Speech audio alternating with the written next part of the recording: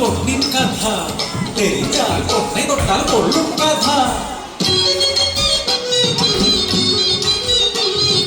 കാശിരാജന്റെ പുത്രി സുന്ദരടിയമ്മ വീരൻ സാൽവനുമാ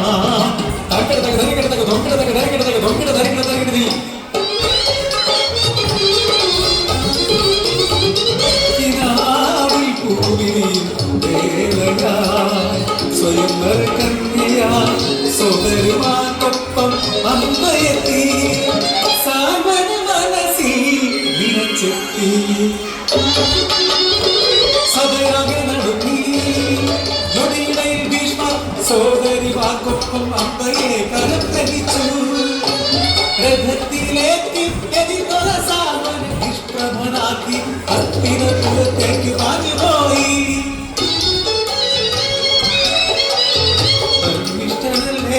ചന്ദനപുത്ര പരമാത്മനെന്തെന്നറിയുന്നു മനസ്സമരിച്ചൊര സാധനമൊന്നിച്ച് ജീവിക്കാനും അനുവദിക്കൂ.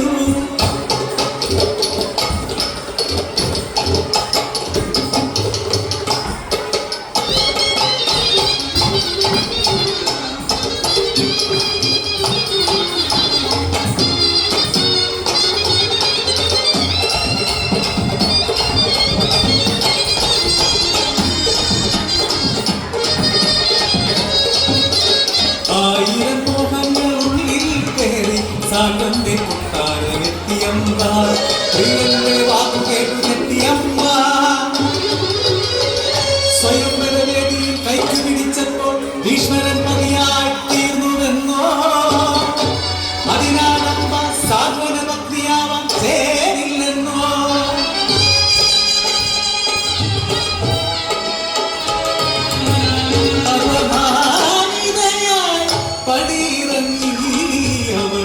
ഭീഷ്മപാദത്തിൽ വീണു നൈഷ്ഠിക ബ്രഹ്മചാരി ഭീഷ്മ നിഷ്കരുണമമ്മയെ കൈവെടിഞ്ഞു സലൊഴിഞ്ഞു. ഭീഷ്മ തഴഞ്ഞു പരിഹാസമേറ്റൊര പെൺമനം തകർന്നു. അവൾ പകയുടെ പാമ്പായി ജീവി ജീവിതം തച്ചുടച്ച ഭീഷ്മരെ ഞാൻ മൂലമാകട്ടെ നിന്റെ അന്ത്യം. ഭീഷ്മരെ ഞാൻ വധിക്കും, ഇതു സത്യം, ഇതു സത്യം.